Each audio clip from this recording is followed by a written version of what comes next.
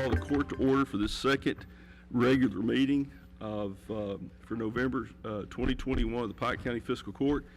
Please turn your cell phones on silent or turn them off. We don't have a lot of items on the agenda, but we have some very important things that we do need to discuss. I'm going to take care of some of the minor issues up front before we get into the discussion on the Pike County landfill technical phase proposal. Before we begin the meeting, I would like to, I'm going to ask Commissioner Brian Booth to say the invocation here momentarily.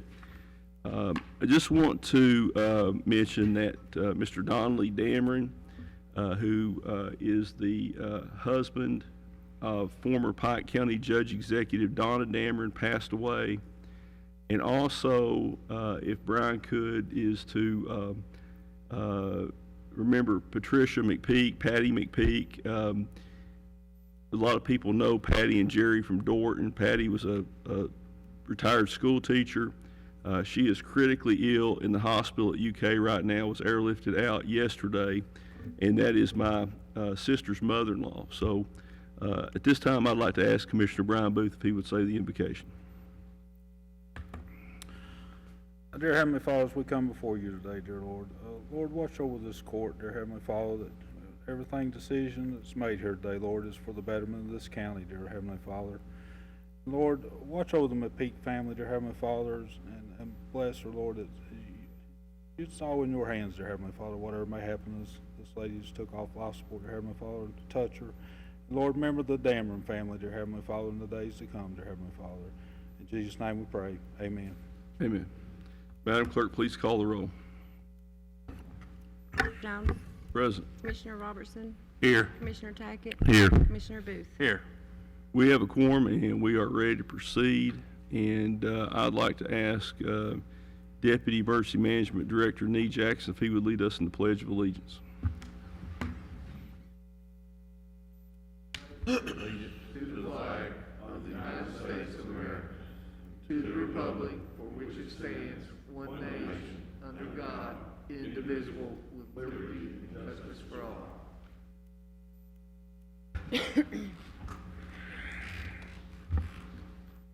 Next item is the approval of the minutes of the October 29th, 2021 and November 5th, 2021 meetings of the Pike County Fiscal Court. Is there a motion to approve? Motion. We have a motion by Commissioner Robertson. Is there a second? Second by Commissioner Booth. Any question or discussion? Seeing none, Madam Clerk, please call the roll. Commissioner Robertson. Yes. Commissioner Tackett. Yes. Commissioner Booth. Yes. Judge Jones. Yes. Before we get into the agenda items, I would like to announce that Governor Andy Beshear and Congressman Hal Rogers have announced the awarding of more than $9 million in grants to support economic development projects in eastern Kentucky. Governor Beshear and Congressman Rogers announced $9.18 million in abandoned mine lands economic revitalization, or AMLR, program funds for economic development projects in 10 eastern Kentucky counties. Of that, $700,000 has been awarded to the Pike County Fiscal Court for infrastructure in the Wolf Pit Industrial and Technology Park, and this will help put the three-phase power, which is about 3,000 feet of electric lines, into the industrial side. So on behalf of the Fiscal Court, I would like to thank Governor Beshear and Congressman Rogers. I think we would be remiss if we didn't thank Sharon Hall and Eric Ratliff, our grant writers in the grant office. This brings us to about $2.5 million, a little more than $2.5 million, that we have received for the industrial park from the Economic Development Administration and AML, the AMLR program. And this will go a long way to getting the infrastructure into the county's first county-owned industrial site. As you know, this is a major priority of the Pike County Fiscal Court. We are looking for additional grant monies to help finish the infrastructure. We've committed about $656,000, I think it was, Sharon, or something along those, $620,000 in coal severance tax toward the project. So this takes us to over $3 million toward the roughly $5.1 million in infrastructure needs. Well over halfway. This is something that is long overdue. The largest county in Kentucky should have an industrial site. And it's something that should have been done many years ago. And we acquired the property during this term of the court. And like I said, we've acquired grant funds of over $2.5 million. So again, Sharon, Eric, thank you all for the hard work on this. We still have a lot of work to do. And I've said this before, having an industrial site doesn't mean that we're going to get something in it. But I can tell you, if you don't have a site, you don't have a chance to bring any kind of jobs or industry to the county. I do also want to mention that the city of Pikeville is bringing a company called Premier Tank Group in to take over the operations of Silverliner. I've had an opportunity to meet with the owner of that company on a couple of occasions. This is a legitimate deal. It's one of the largest tank manufacturers in the country. They have operations, basically, they're based out of Canada. They have operations in South Carolina. I believe Kansas is one of their other bases of operation. But this is a legitimate company. And it just shows that if you have a location, that it is possible to bring jobs to Eastern Kentucky. And I want to commend the city of Pikeville for working on that project. But I believe that, the fact that we are moving forward with a county-owned industrial site does give us a lot of opportunities. This project does have to be submitted to the Office of Surface Mine Reclamation Enforcement for final approval, but I suspect that that's probably a formality. But again, we want to thank Governor Beshear and Congressman Rogers for, again, helping Pike County. Anybody like to add a comment on that?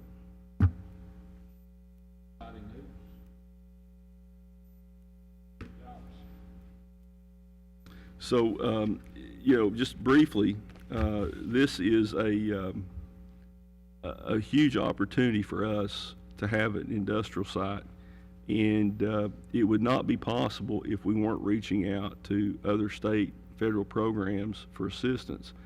I'm hopeful that the infrastructure bill, the bipartisan infrastructure bill that was signed into law yesterday, is going to help deliver a substantial amount of money to Eastern Kentucky for broadband, for water, sewer, and roads. Those things are desperately needed, and we're gonna wait and see what the final legislative or the final regulatory guidance is, and then hopefully by this time next year we'll be ready to get the last phase of the industrial site at Wolf Pit started.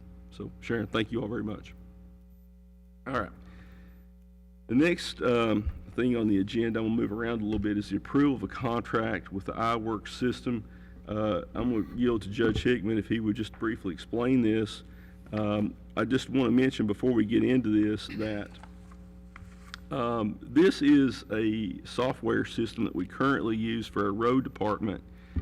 Our maintenance garage uses a maintenance tracking system that is no longer manufactured and no longer supported. And it's just a matter of time till that system ceases working.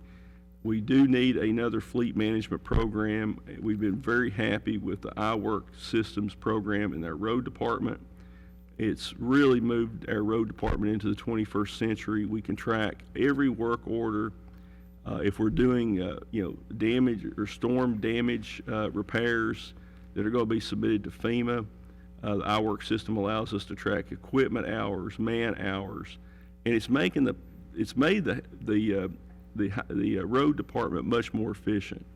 If we need to know when work was done, say on Rattless Creek, we can look at that. We can look at what work's been done. We can track every work order that's been put in the system, whether it's still pending, whether it's been completed, when it was completed.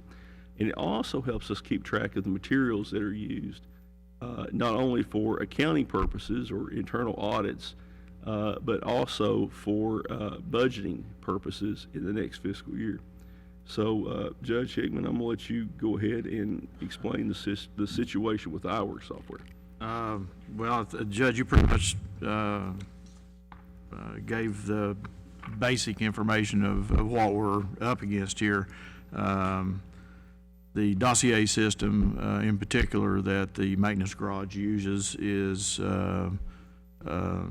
extremely dated, not updated, and it's not really feasible to update it at this point. I think it's 20-plus years old, or maybe a little older than that. The new system will do everything for fleet management that the old system did, plus additional reporting. So we'll be able to track each individual vehicle, whether it's an on-road or off-road vehicle, all the maintenance that's going to be done on it, all the associated parts that go with each vehicle. It will help or provide a basis for the maintenance garage to do preventative maintenance as well. We all know how important preventive maintenance is, and the court has been adamant about all these new vehicles and all the new equipment that we are purchasing, that they be maintained in perfect condition. And this will allow us to track and do all of that. This package also includes facilities management for our facilities to track HVAC, plumbing, electrical, elevators, our purchase orders, and do all that. We have some details to work out on exactly how to implement that part, but the package was priced so, the pricing was so favorable that we couldn't say no, so we've added that to this, and it is a really good package. And like you said, Judge, the road department has fared very well with this. We're extremely happy with it.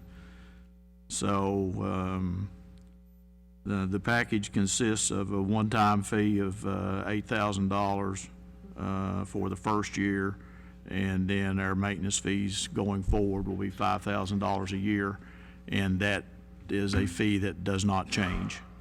So it puts us in an updated situation where we've got a significant amount of our county operations being maintained under a single software.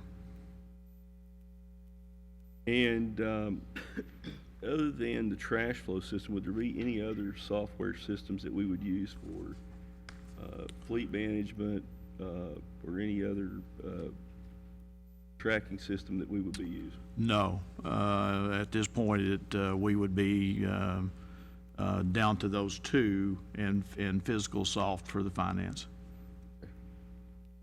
Any questions from the court? I think it's a good idea. All right, is there a motion to approve the Iwork service agreement and to authorize payment of the initial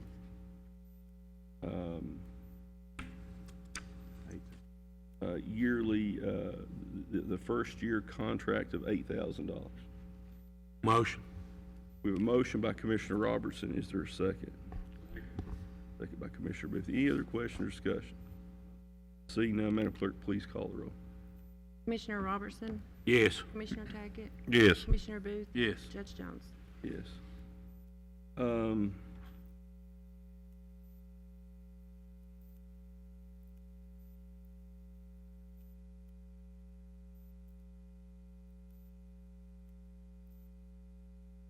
Also, the next item, and I don't think this requires approval of the court. Airport Board does. Let's stand to ease real quick.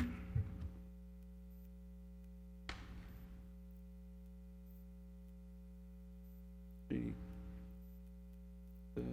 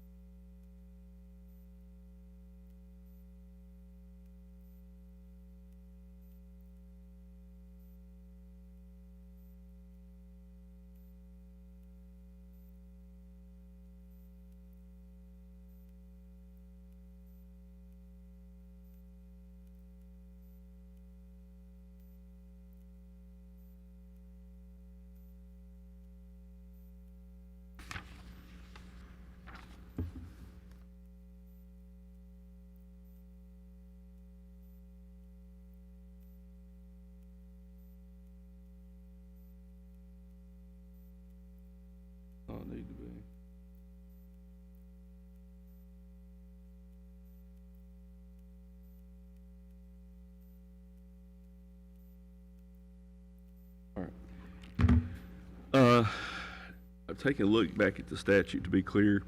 The next item on the agenda is the approval of appointment to the Pikeville Pike County Joint Airport Board. The board is appointed by the county judge executive of Pike County and the mayor of the city of Pikeville. In the past, it has basically been that the fiscal court gets the judge executive gets 3 appointees, the mayor gets 3 appointees. The city of Pikeville has reappointed David Baird for a term starting December 29, 2021 to a term expiring December 29, 2025. This does not need court approval. I have concurred in the appointment and have already signed that just for purposes of the court. I want to thank Mr. Baird for his service and just to acknowledge his appointment. Now, the next item is the first reading of a proposed road ordinance adopting Emma Lane into the county road system. Mr. Downey, or I should say Colonel Downey, would you please present the first reading? There will be no vote taken today, but this will allow us to take action at the next regular meeting in December. Thank you, Judge. Pike County Fiscal Court notice of passage. Whereas it has been determined to be in the best interest of the public for the Pike County Fiscal Court to formally accept public roads into the official county road system.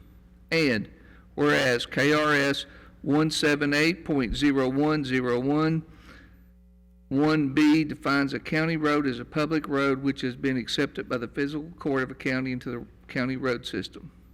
Now, therefore, be ordained by the fiscal court of Pike County, Commonwealth of Kentucky, Section 1, that the following road, being public in nature, be and is hereby formally and officially accepted into the Pike County road system and shall hereinafter be a part of said system. This road is in District 3. Its road name is Emma Lane. Its length is 716 feet. Its width is 15 feet. And there is the acknowledgement attached from the people that live there that have been signed. Thank you, Judge.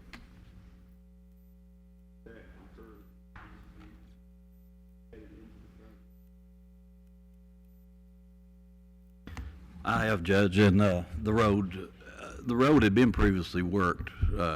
It was just never actually put into the road system, and this will just finalize that. And, you know, it wasn't worked by us, but by prior courts.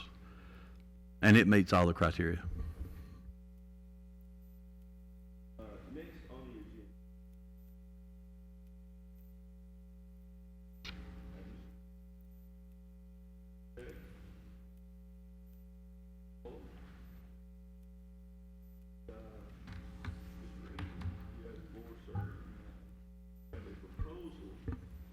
Sorry, thank you. Mr. Ramsey, you have the floor to discuss the proposed landfill expansion and the application process that is underway. Take it from there and tell us where we are and what we need to do and what your plans are. Thank you, Judge Jones. Just a brief background on where we are at the moment. We have completed our last round of comments to the state with regard to the administrative application for the expansion. The administrative application focuses on the suitability of the landfill property itself to be suitable for a landfill. So there was, if you remember from the work that we've done last year, there was a substantial amount of subsurface investigation to understand the geology of the site and the hydrogeology of the site. So that should be getting our final approval here, I'm hopeful, in the next month or so. Since we finished the administrative application, we are now ready to move on to the technical application for the landfill expansion. And what is contained in the technical application is all of the detailed design that has to be done as part of the landfill. The conceptual design, which was included in the administrative application, includes roughly doubling the size of the landfill and increasing its total disposal space by more than 3 times. The way we're going to do that is by building a very large berm at the bottom of the valley where the landfill is right now. The berm will be almost 80 feet in height when it's finally constructed. We'll be building it in phases as a cost-saving measure as we go. That additional space will get us about 50 years of capacity at an acceptance rate of about 100,000 tons a year, which is more than we're accepting at the landfill right now, as a means to allow for growth. As we've talked about, just as even today's session with regard to the efforts at economic development. So landfills are something that are hard to develop and they're hard to change, so you need to have that excess capacity to make sure that you've got many decades of disposal space available. The work that we'll be doing in the detailed design is quite comprehensive. There isn't a single part of the landfill that we won't be touching. We have to redesign. We're expanding the liner system, which is what's put at the bottom of the landfill to prevent groundwater contamination. We're completely redoing the final cover system, which is what goes on after the waste is in place in order to prevent water from getting into the waste. A new landfill gas system, which collects the gas that's generated as the waste degrades. We're completely redoing the leachate collection system. As water percolates through the waste, that water's contaminated. It needs to be collected and treated at where it is right now at the City of Pikeville wastewater treatment plant. And right now that system, it drains by gravity to a small tank at the bottom of the hill. And I know from current operations that depending on what happens with regard to weather and the time of year, they may have to be trying to get water off the bottom there 24 hours a day, 7 days a week when we have bad rain events or other circumstances. So there's going to be major improvements to that. We're also redoing the entrance facility to the landfill. Currently, there's a very short entrance that gets to the site scale. As a result of that, there's a continuous problem on rainy days of tracking mud onto the road, which can be a problem, especially in the wintertime, and causing slippery conditions. So the intent is to move the entrance to the facility down to the bottom of the valley where it would have direct access to County Road 146. And that's going to involve a new scale house, putting in a wheel wash so we're not tracking mud into the landfill any longer, outside of the landfill any longer.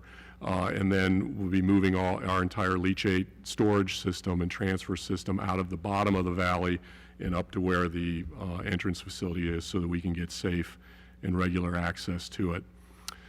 One of the more complicated things that's going to be involved in this design is we're building an expansion on top of an existing landfill. And the way that we're doing that is we're going to the very bottom of the hill and we're going to be excavating out a portion of the landfill in order to build this berm. And I'm sure everyone here in Pike County knows better even than me, with all the steep slopes and problems that we have with landslides here, that that can cause a problem when you excavate the bottom of a hill that's already got fill on it. So we're going to have to do an enormous amount of analysis, as part of our design to make sure that we can remove the waste at the bottom of the landfill and construct this berm in order to get the capacity we need and do that in a safe manner. That is not a small effort to do, but it's obviously worth it. Our proposal right now has approximately 2,700 hours of man hours that are going to have to go into this application.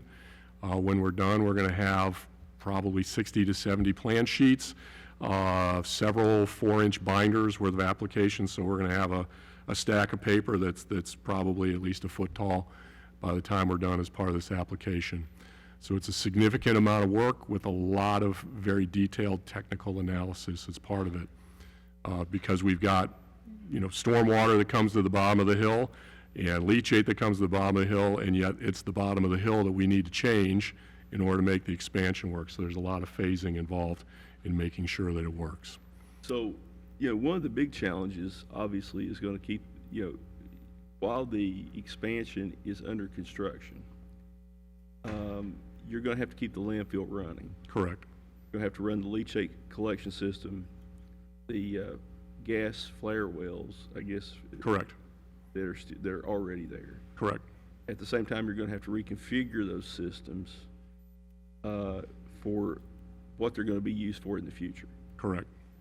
Now, one of the issues that that we dealt with when we came in is it was soon after we came in, actually right before I took office, I was advised that there's probably not enough money in the escrow account to cover the closure of the landfill in the event that that it was shut down. Correct. And the county had been escrowing $130,000 a year, and there was simply not enough money in it. Now, just so the public understands that the owner of a landfill, whether it's a government entity or private entity, is responsible for the post-closure costs for 30 years after it shuts down. Correct. And when we came in office, there was a little more than 4 years left on the landfill. No money had been set aside for a new one. No money had been set aside to expand the existing landfill. And we did a lot of studying on this issue to figure out what's in the best interest of Pike County's solid waste customers. I mean, would it have been more economical to shut it down and build a transfer station? You still have to collect it from 20,000 customers a week and haul it to Ashland and pay them. And I think that it was clearly more beneficial to expand the existing landfill because it gives us some control. And I just wanted the public to see this. And these are the binders that, Tom, just tell the public what these binders are. Sure. These are the binders that we have created to date to get to the point where we are now in our current permitting process. The permit within Kentucky, we had to change the solid waste plan for the county and get that approved for the state for the planning of the expansion. We had to do a notice of intent to permit, which is the first phase, formal phase of permitting through the state. And then we had to prepare the administrative application, which is the second phase. And these are the documents that were created just to get through those 3 phases of permitting to this stage. I would anticipate that we're going to be creating, just in their documents, half again as much as that as part of the technical application. You know, the court had quite a bit of scrutiny and people were complaining. We just came in office and we made all these decisions on solid waste. But I think it's fair to say that you can't do a landfill expansion or construction overnight. I mean, there's a lengthy permitting process. Correct. We've been working on this since 2019 at this point. And we're still probably a year or more away from getting the next step is what this proposal you have deals Correct. with. I think you said 2,700 man hours just allocated to that. What do you see as the major challenges that we're going to have to deal with as we move forward with the technical component? Well, the major challenge that we've got, as I mentioned briefly, is the issue of stability of the existing landfill when we get out to build the first phase. Forgive me for having to get a little bit technical on it, but the reality is that you've got, when you do landfill design, you've got the potential stability issue. You're putting a piece of plastic down on the bottom of this landfill, and then you're putting garbage on top of it. Well, that plastic is a plane that would allow slipping to occur on that, so we have to do a very detailed analysis on that. We have to do a very detailed foundation analysis for what's underneath that liner, because that liner has to stay in place and be secure essentially forever. So you have to make sure that the foundation conditions underneath it also are able to manage the weight of all the waste and all of the load that goes on it. There's also, you don't build a landfill in a day. It gets built over the next 50 years. So when you're placing waste in it, it gets placed in pieces. We build individual cells, fill them, build a cell, fill it. Every one of those stages, we have to check the stability of the garbage within that phase as we go. So we have to do individual calculations on that. And then at the very end, you've got a finished landfill 50-some years from now when it's complete, and we have to show that that is stable. And then what makes it additionally complicated for here at Pike County is we're doing this where we're now digging out the buttress at the bottom of the hill in order to build this as we go. So there's a whole new series of calculations that have to go in to check the stability associated with each construction phase. I think in a place that, here in Pike County, that knows coal mining and knows the dangers associated with heavy construction, I think people here can appreciate that that's not a trivial exercise, that we have to make sure that's safe, because there's literally life safety issues for workers involved when you're excavating the bottom of a big slope. So this is not a small exercise. When you look at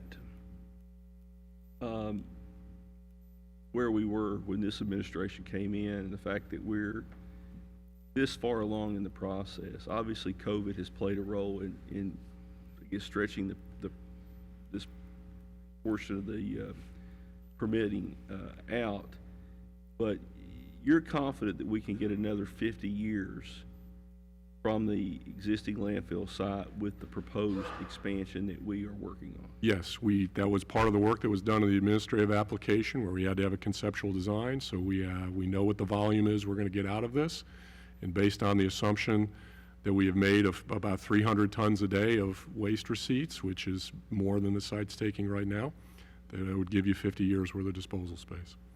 And one of the things that, some people may not understand this, is this landfill has been permitted to accept trash from other counties in our region. I think 13 other counties, maybe, Correct. Reggie. In West Virginia, Kentucky. Some people say, well, why would we want to bring garbage in from outside the county? Well, to me, it brings revenue in to help offset the cost for Pike County citizens. In fact, it could be a way to either contain solid waste costs for Pike Countyans, because we can charge out of county customers more than we are charging people in this county. That could help subsidize the system. For many years, our solid waste system was subsidized by coal severance tax. At one time, Mr. Stacy, who's been in the county government for over 20 years, I think you told me at one time we were putting $1,800,000 a year into the solid waste system. To me, that was just bad management, because when you're taking economic development coal service tax funds and you're putting it into a garbage system, a solid waste system that's not self-sustaining, that money, that $1.8 million a year, and I think the last money that was put in was about $1 million a year, Frankie, is that right? I mean, you're talking potentially over tens of millions of dollars in coal severance tax that have been put into their landfill to subsidize solid waste. That's money that we could have been using to build industrial sites. It's money that we could have been using for other infrastructure we need to try to create jobs. And it was just, to me, the wrong approach. The solid waste system, in my estimation, should be self-sustaining. It should pay for itself. It doesn't have to make a profit, but it should be self-sustaining. And Tom, I mean, you've dealt with a lot of customers, I guess, in private sector and government-owned landfills. Obviously, would a for-profit company that tried to operate this system, would you anticipate the rates would be substantially higher than what a government entity would charge?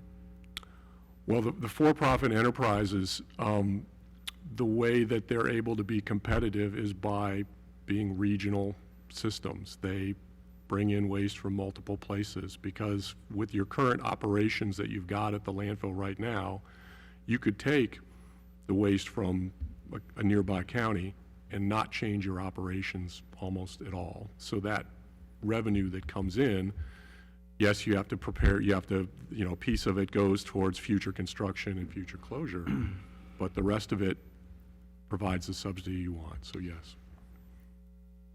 The big concern I have going forward is to make sure that the expansion is self-sufficient, that Yes. That is sustainable. A lot of folks know we've had a decline in population here. Our population went down 9%. I don't know that we'll see that type of drop over the next decade. I think that if we see a population decrease, it would likely be a smaller percentage of decline. But my personal view is for Pike County solid waste to be sustainable, is that we do have to look for other sources of revenue. And by that, I'm not talking about a rate increase. I'm talking about new customers. Correct. It's like if you own a restaurant, you want to sell your product to whoever you can sell it to. Correct. And that product that we have is one of only 7 east of I-75. The closest landfill to us would either be London or Ashland. And this really gives Pike County government a way to help sustain the solid waste system and to generate revenue, potentially for other uses. Correct. For other, to support our fire departments, to support our senior citizen centers, help with the road department. I mean, there's a lot of possibilities if we can generate more revenue. If I may, there's an example of that. If, for example, you received 100 tons a day from neighboring counties, the current disposal rate at the landfill is $45 a ton. So that'd be roughly $4,500 a day. That's the more than $1 million a year that you're talking about that's coming in as a subsidy from the county for the solid waste system that could now be eliminated. It could be paid for from other counties.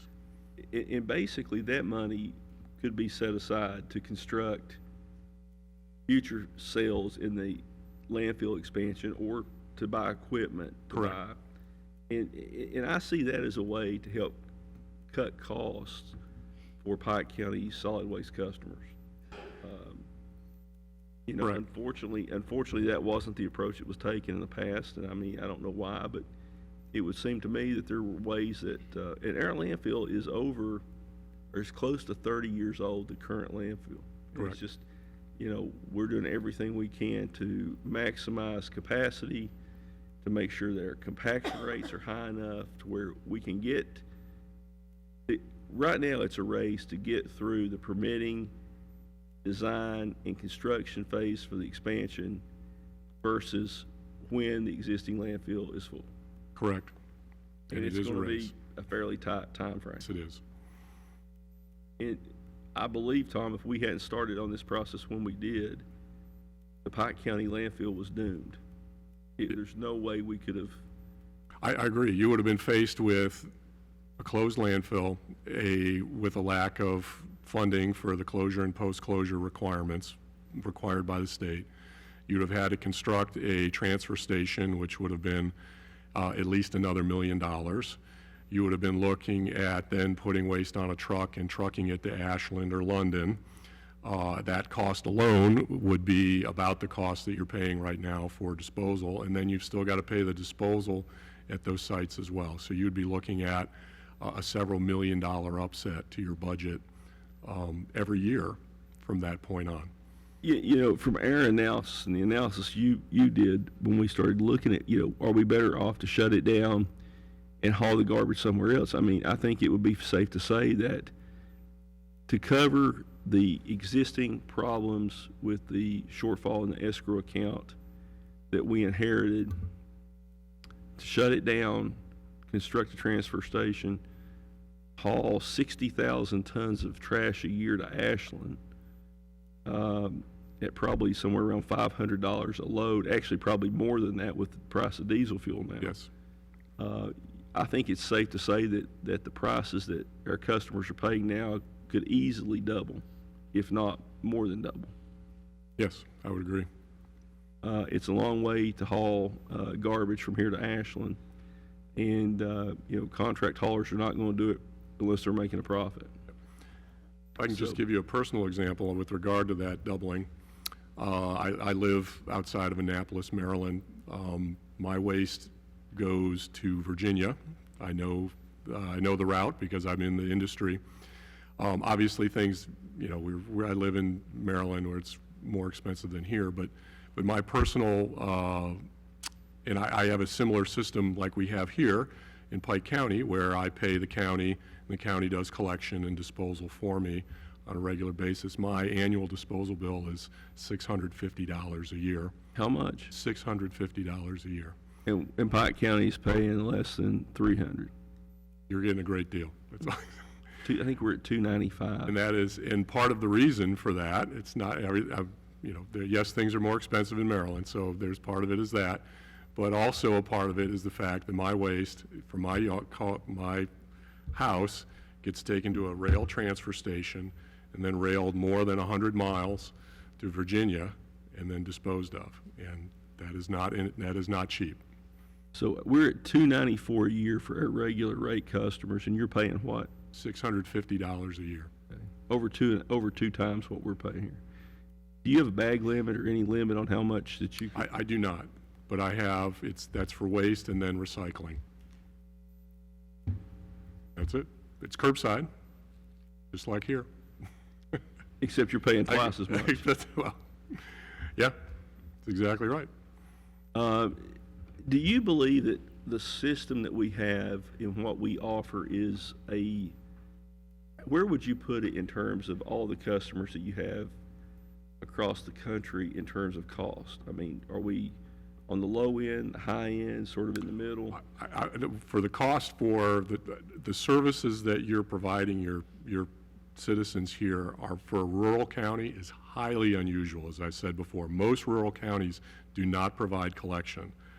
And most folks are paying, on the order of $100 a year. I know I'm trying to think of some of our public clients that we work for, county clients that we have in Maryland, for folks that just get a sticker. In many places where you have a rural county where they don't do any collection, you get a sticker, you put it on the windshield of your car, and you take that to the landfill, and that allows you to dump for free.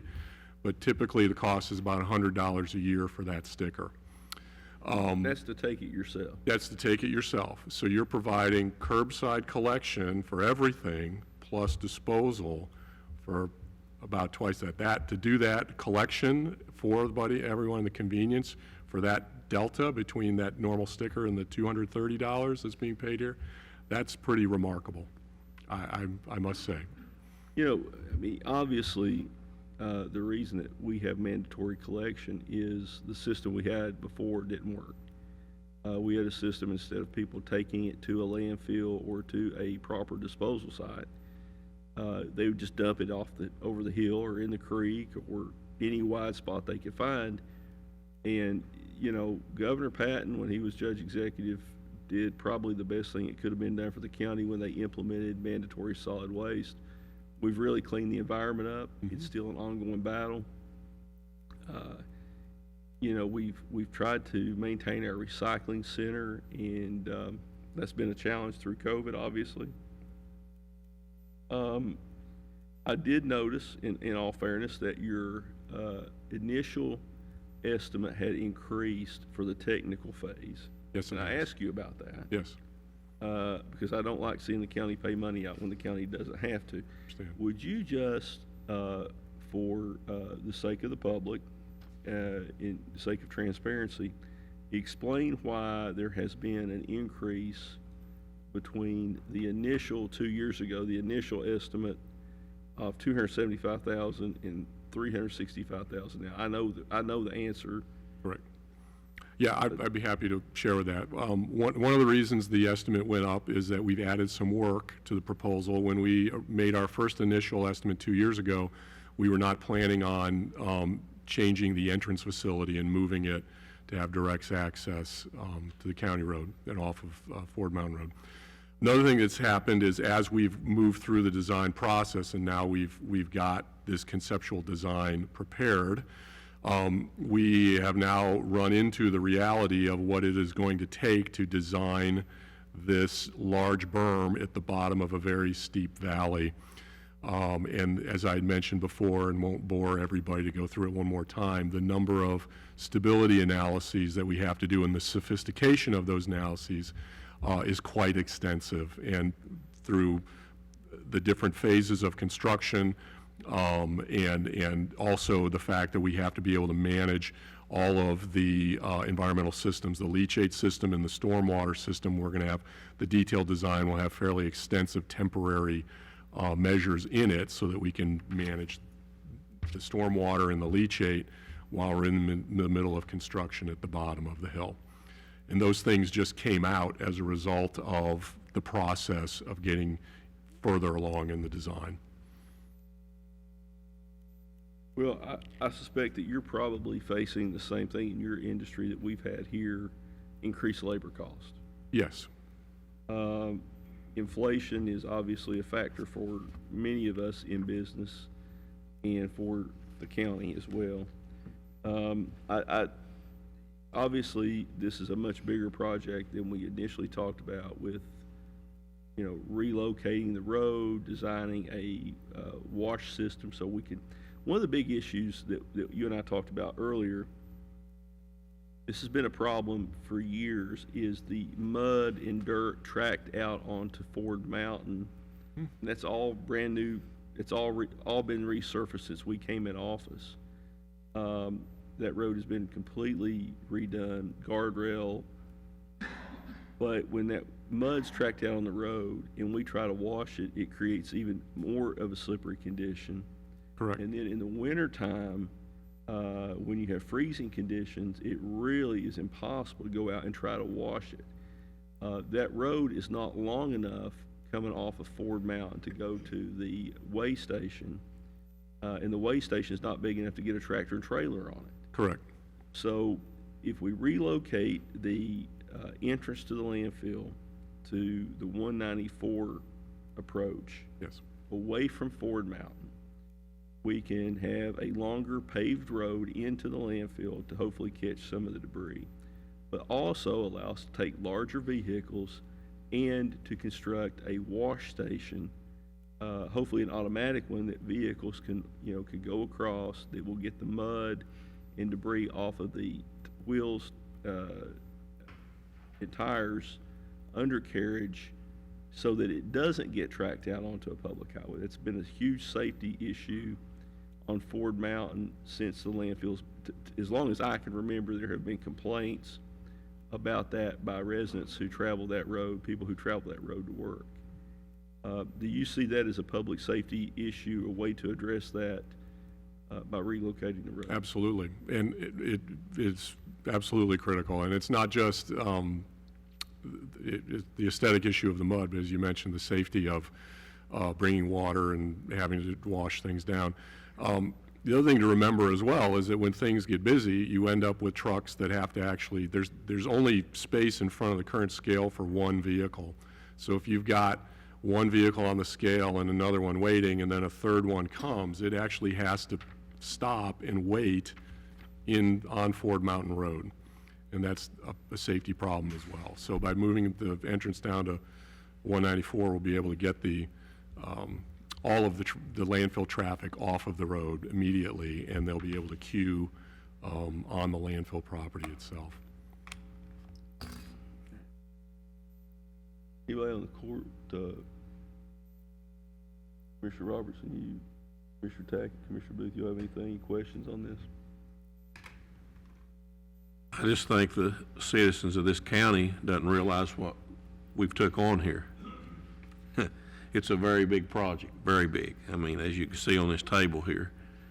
And if we hadn't committed to do this, I think the solid waste system would be a failure. And I think the solid waste system is part of the future of Pike County. So I just want to thank this court, the judge, the deputy judge, Mr. Ramsey. You all have done a good job here. Thank you. I'd just like to see us break ground, get started on it, Judge. If you had to haul in and out there like I have, it'd be a big help to haul from the bottom stuff halfway up on the hill. Yes. I'm going to just touch on Commissioner Booth. And I've mentioned this publicly. Before I ran for office, I went back and I think I did an open records request, and I paid several $100s. I bought 16 years of the minutes of the fiscal court.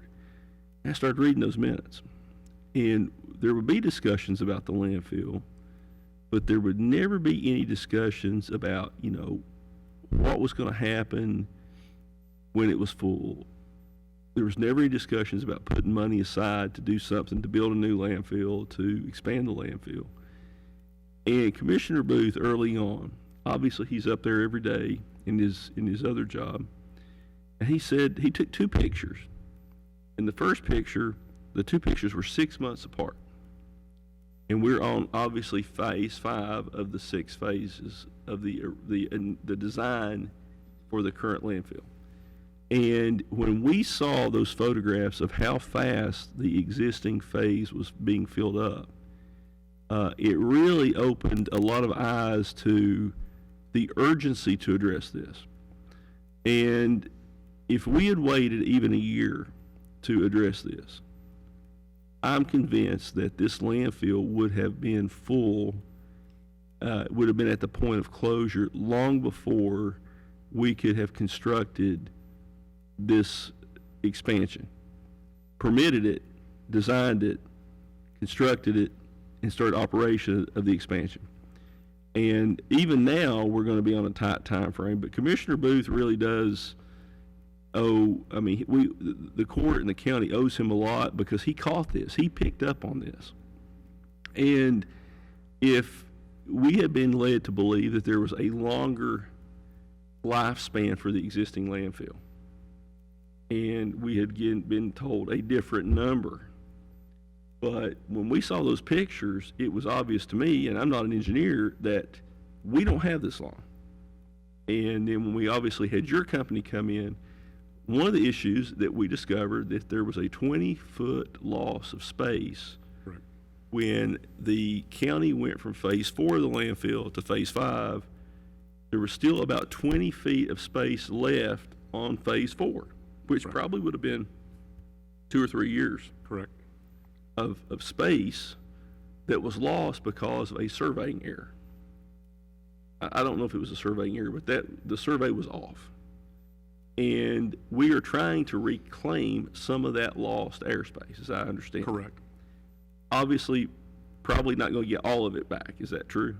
Not until the expansion is completed and you're able to come back and fill it as part of the expansion. But yes, I've been working with Larry Hensley at the landfill at length on how to sort of plan B and plan C so that we can extend the existing space out there to the absolute maximum possible because of all of the permitting and construction that's left. And Larry has done a fantastic job up there. The number of citations, when we first came in office, it was about every week we were getting citations from the state for violations. And I mean, it's been a long time since we've had any kind of violation there. And Larry's done a great job.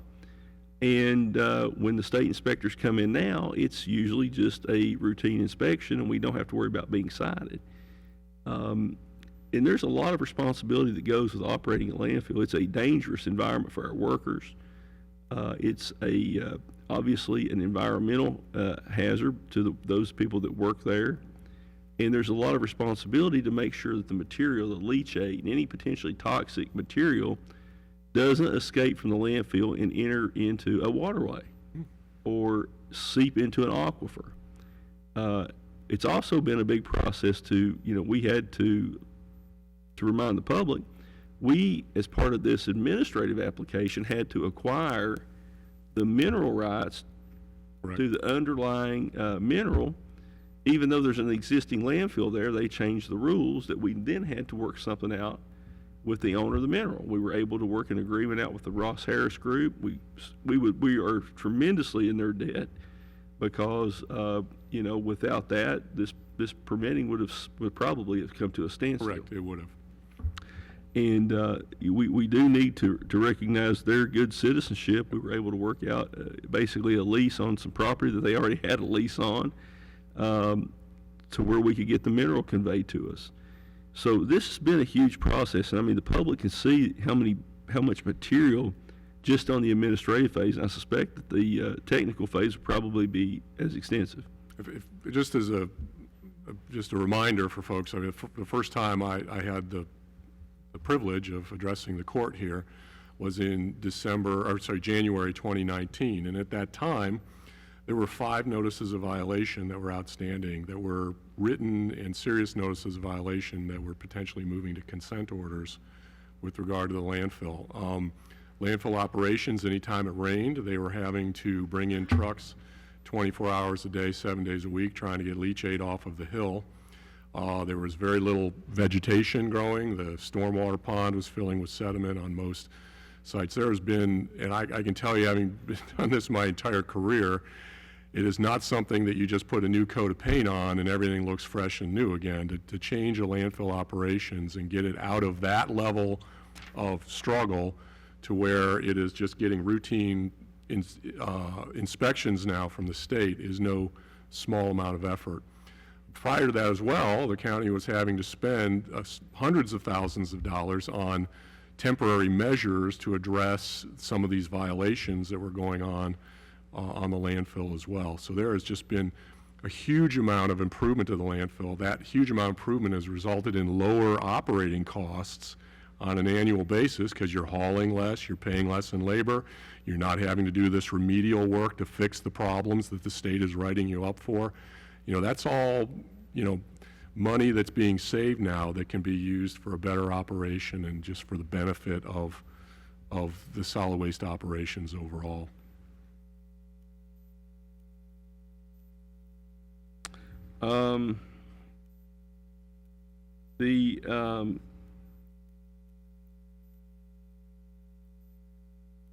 It's just a huge project, and I don't think I was even aware of how complicated this was until we got into it. And Judge Hickman, we owe him a big thank you too, because he has really probably learned more about landfills than he ever thought he would want to know. Commissioner Tackett, do you have anything you wanted to add on this? Just excited to get started, like Brian said, breaking ground up there. This is going to be a fairly substantial construction project, and obviously it'll have to be bid out. Are we still looking at probably this time next year to be in a position to put the bids out to construct the?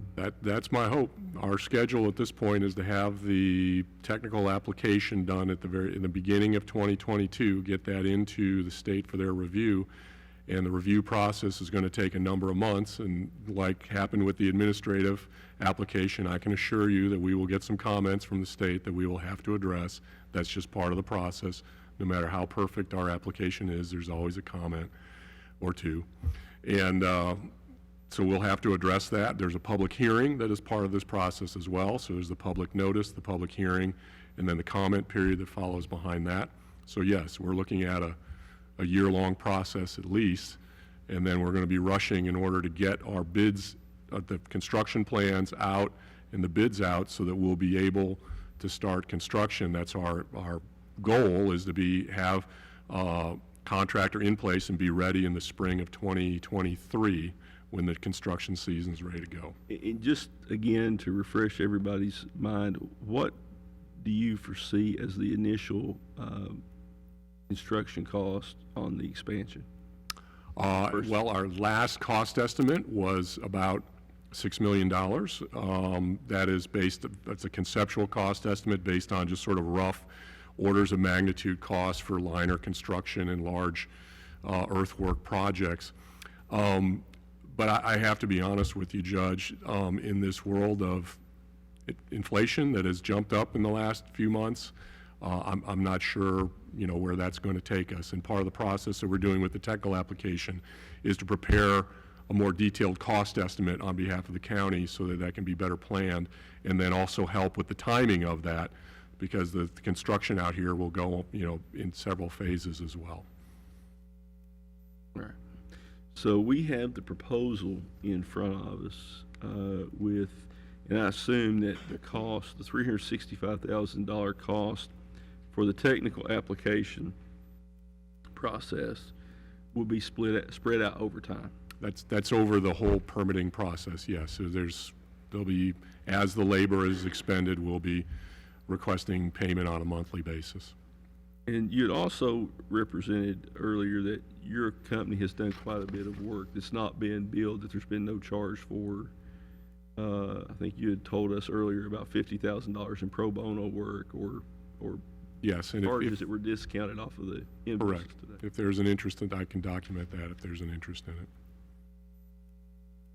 All right, is there a motion to approve the proposal for the landfill expansion technical application for Geosyntec, and authority to issue payment for any initial charges under the agreement.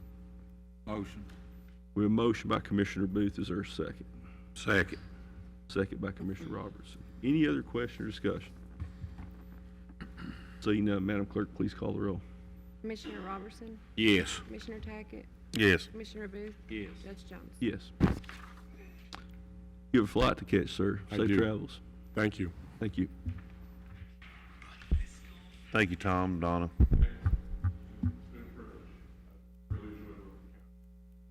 We'll see you soon. Thank you. All right. Next item on the agenda is the awarding of bids, Mr. Fannin.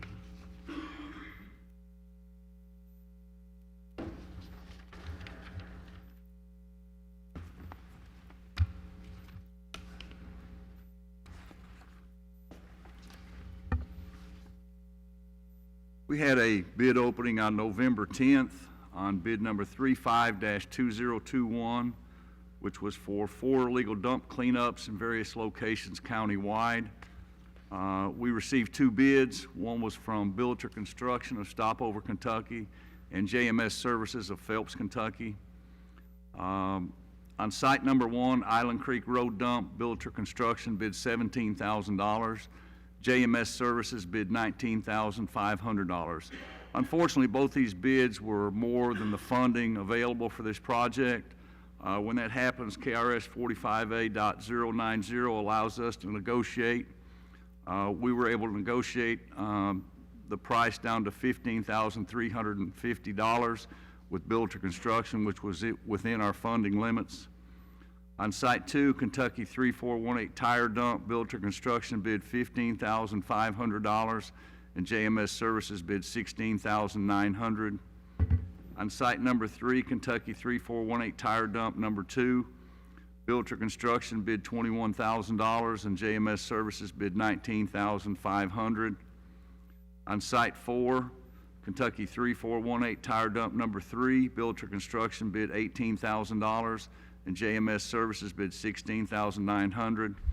This again was a site that both bids were more than what the funding allowed. JMS Services agreed to do this site number 4 for $10,600, which is within our funding limits.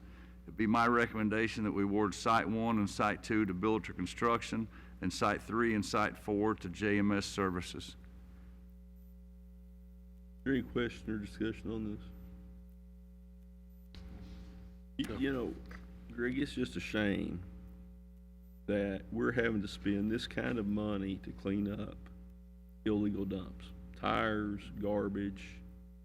I mean, you're talking, you know, over, I haven't totaled these up, but,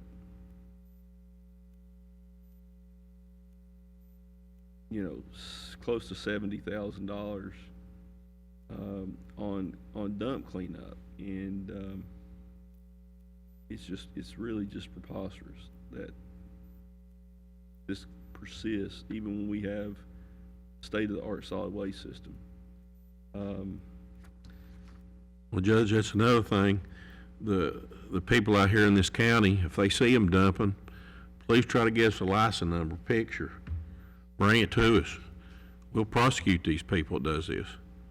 I mean, it's just not fair for us to have to spend this kind of money and go out and clean this county up when we're trying to bring tourism here and bring business here, and people just decide they got a load of tires, they're gonna go out there and dump them over the hill.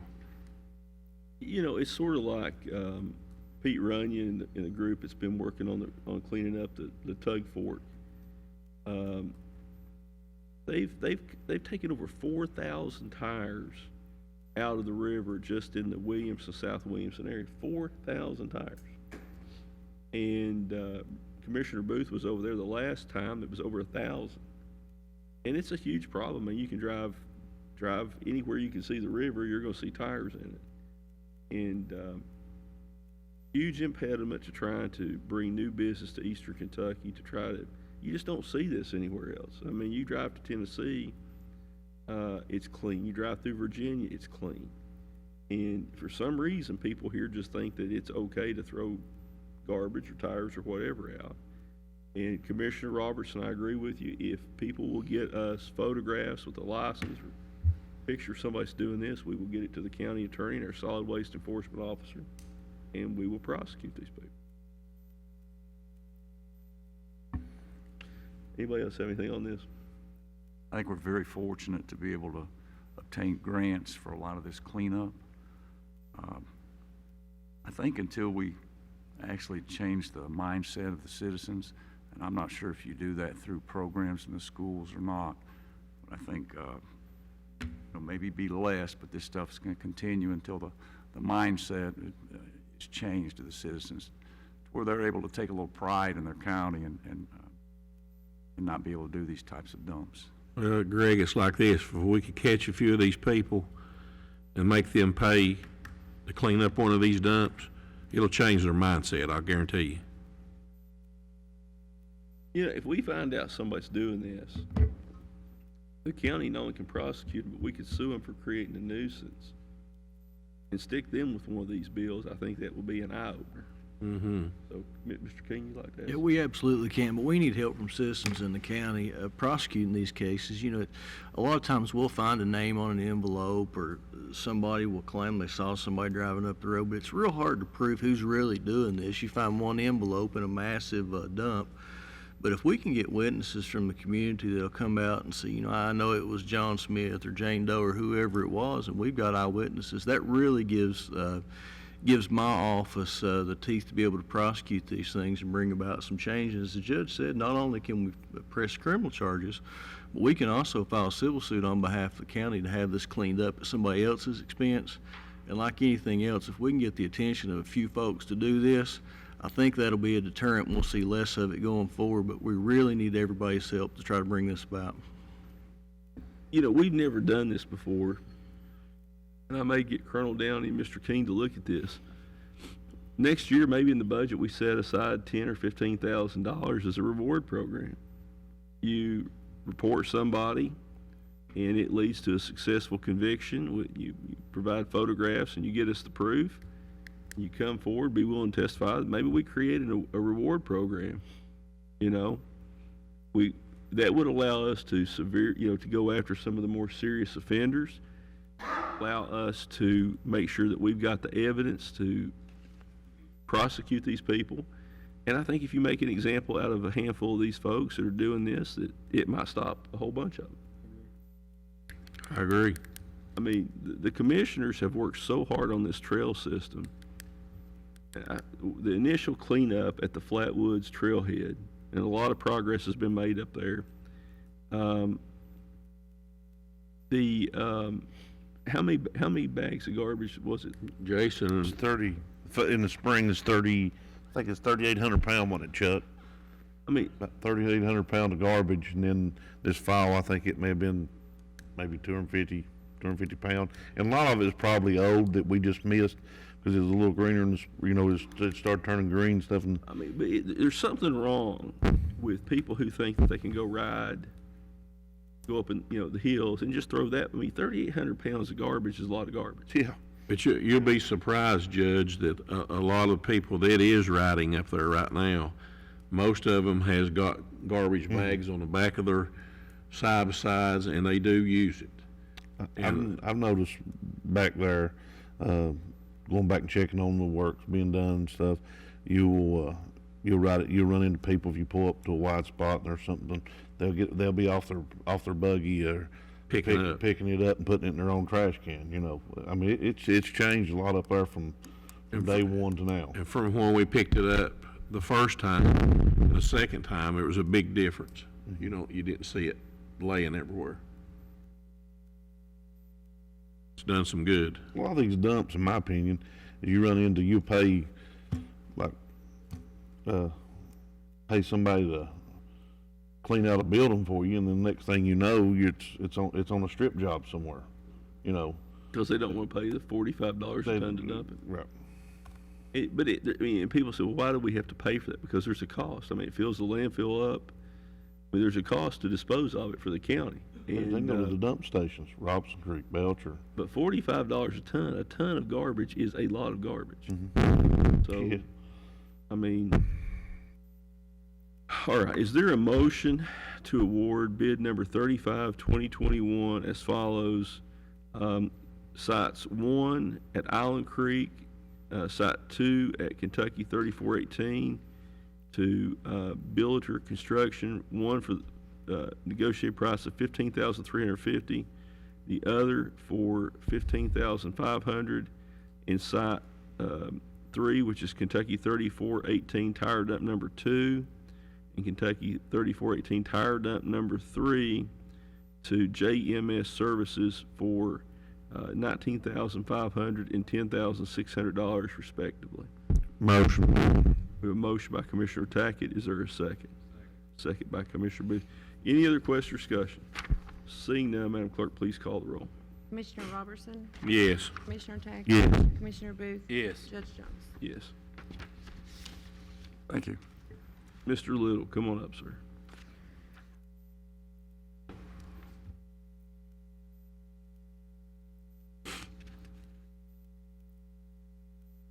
Give us an update, sir, on where we are with their resurfacing and an update on the road department. Okay, so blacktop is still rolling. We have managed to move back into the Dorton area after we finished up with over in Dix Fork. Got the small pavers actually on Ziegler Lane today. Should have that done. I can't speak highly enough of these guys. They have really they've laid some asphalt this past month. And hopefully we'll continue to be able to pave until the end of this month. So if we get to the end of this month, we're going to do very well.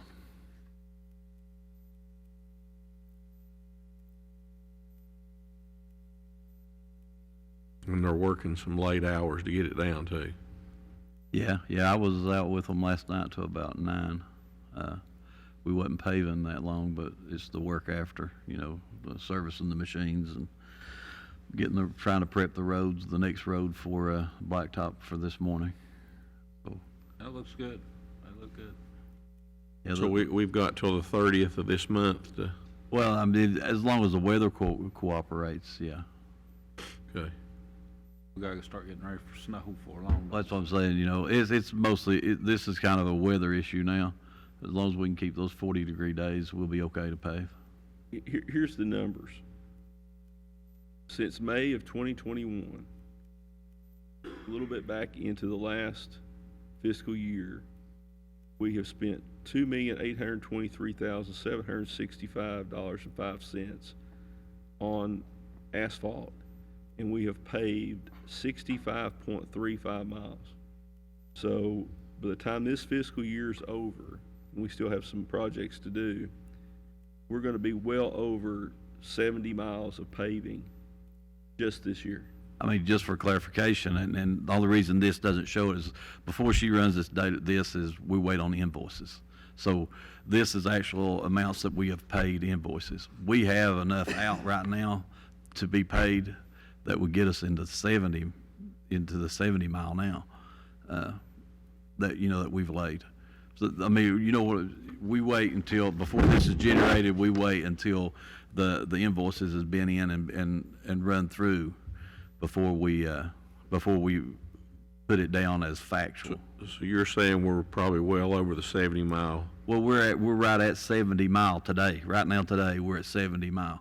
So we're going to be, if we get to the end of this month, we're going to be, I don't know, we'll be in the 90s or higher. Last fiscal year and this fiscal year, we're going to be somewhere near, in those two fiscal years, what was paved in the last two administrations. Oh, yeah, well, something that kind of took me back a little bit yesterday was I was looking at the numbers, just the tonnage. Now, this tonnage is combined between the small paver and little paver, but we've put down, I think it was, and she could correct me if I'm wrong, but I'm pretty sure it was like 36,000 ton this year. And That's a lot of blacktop. and by doing it in-house, by doing it we in-house? save about $6,500 or $6,600 a mile. Yes. And you multiply that by, just the paving we did this year alone paid for the paver. Exactly, absolutely. I spoke with the gentleman who we bought the paver off from. He's going to come down Monday of next week and be with us for a little while, just so he can look over the machine. And that's what he was saying. He said, you guys have run so much. He said, you paid for the machine in just this year. And I said, yeah, we actually have. The plan is, when I submit a budget for the next fiscal year in May, last year we spent about $2.35 million, not counting discretionary. Reflects. So we spent about, it was probably somewhere over $3 million that first year, 3.3 million, because we got $950,000 in discretionary money that we asked for.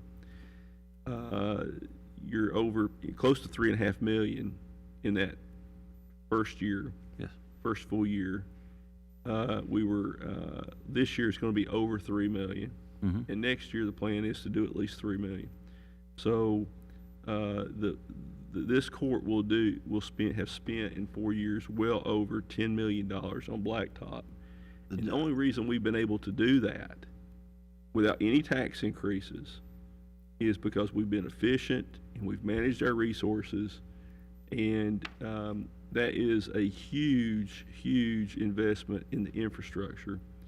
And I believe that the infrastructure bill that's been passed will even put more money back to the county governments to deal with some of the bridge and road issues. And it is, I don't know I sound like a broken record, but I can't thank you guys enough. I've been around for 27 years in this, doing this for over 30 years. And I've never seen a court ever put this much emphasis on just infrastructure in general. I mean, the road, the bridges, and we've got several. As soon as this plant closes, we've got several bridges we've got to get on. So we're headed in the right direction. There's no doubt. I just want to thank you guys for what they've done, Fabian. Hey, let me I tell know you, that they've worked very hard this summer and the spring and the fall boat. there's no way that I could. Those guys are unbelievable, and every single one that's of them. from one road lot to the sixth road lot. They. I mean, to the guys hauling the asphalt, to the guys putting it down. They don't holler. They don't. I know you probably get aggravated. That's three up here because we give you a hard time sometimes. No, actually I don't.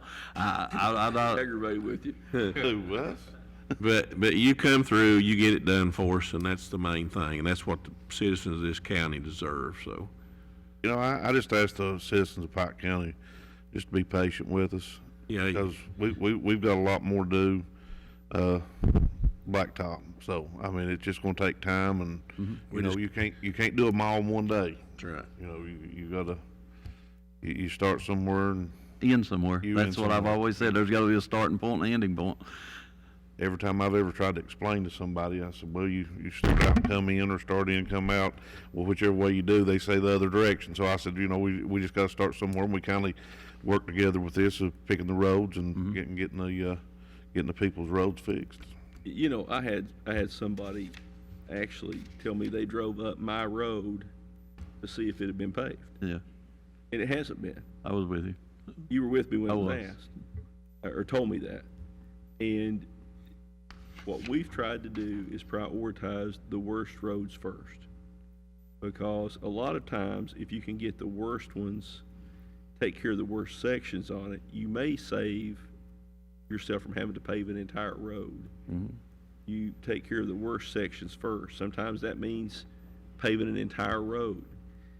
We had a gentleman call a couple weeks ago that you're aware of, and he was upset because we didn't pave in front of his house, even though we paved 1.2 miles on his creek. And the reason we didn't pave in front of his house is it didn't need it. It didn't. And, we'd like to be able to pave all 1,000 miles this year, but that's just not reality. And we can't justify paving roads that don't need to be paved. So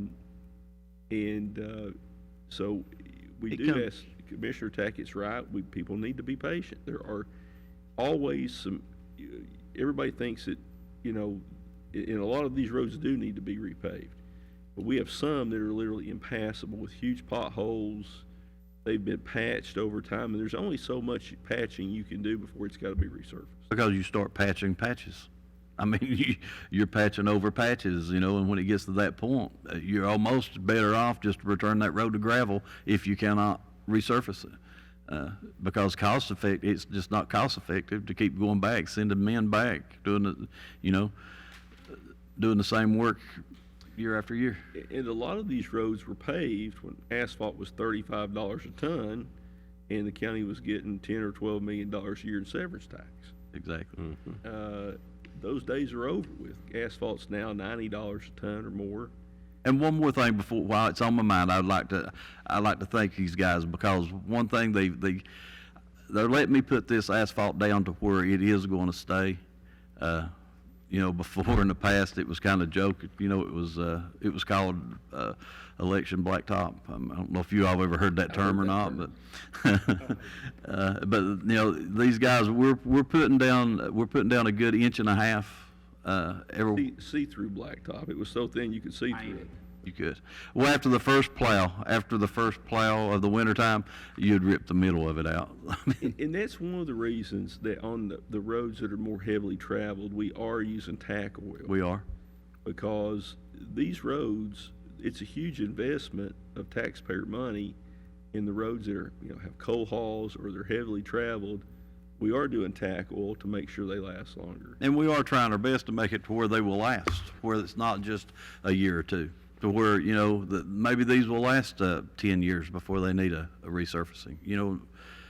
That's our hope, barring a flood or something. That is our hope, or it's my hope anyway, is that by putting this down the right way, that we're actually helping in the longevity. It's going to save money. You're a lot better off putting down 1.5 inches than putting down 1/2 inch, which, in a year, it's already eroded back down to the original surface. And then you're back in there trying to patch it again.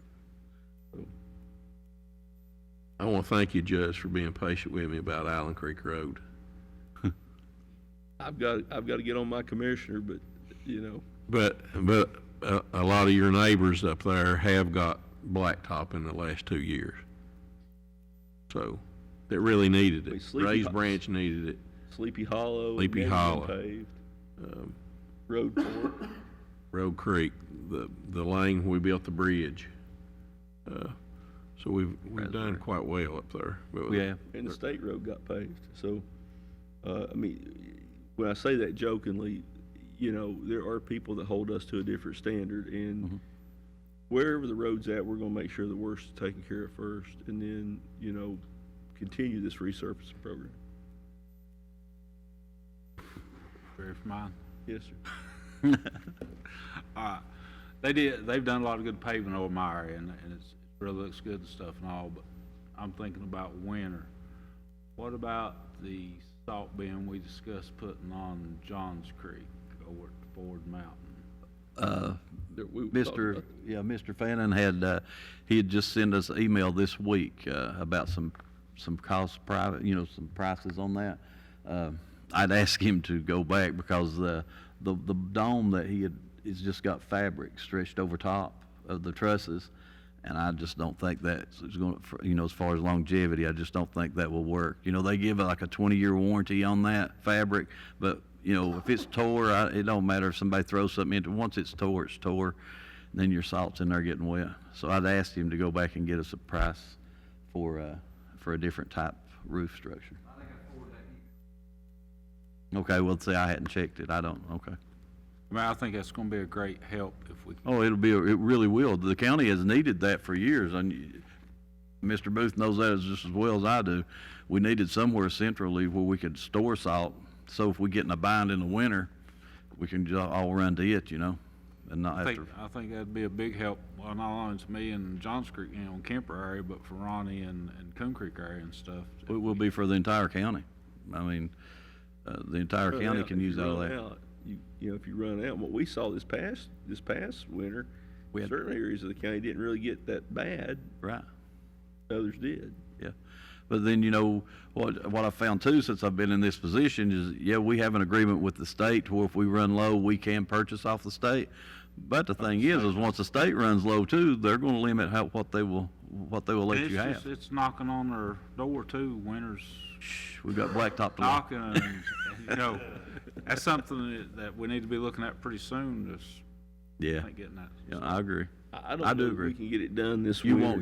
you won't be able to get the structure, I don't think, get it up that's usable, but it is needed. It would be good to go ahead and get it started, get it implemented, and then by the next season, we'll have it in. And part of it's just a manpower issue. We've got more work to do than the manpower we have to do with. And Paul, I assume Paul's crew would be the one building this. Is that correct? Is that the plan that we had discussed? Was getting think- Public Works to build it? I think the way that Greg had done it, had Turnkey. bid it, it was a turnkey job, Turnkey job. and that would be, that would help us out. Maybe they I could think get that's in, what I get was on saying, it. if that would make it quicker, that, we get somebody in to move the fence and just, We just don't have the manpower. I mean, we're gonna have to put it out for bid, so we need to do that quickly if we're gonna try to do it. Well,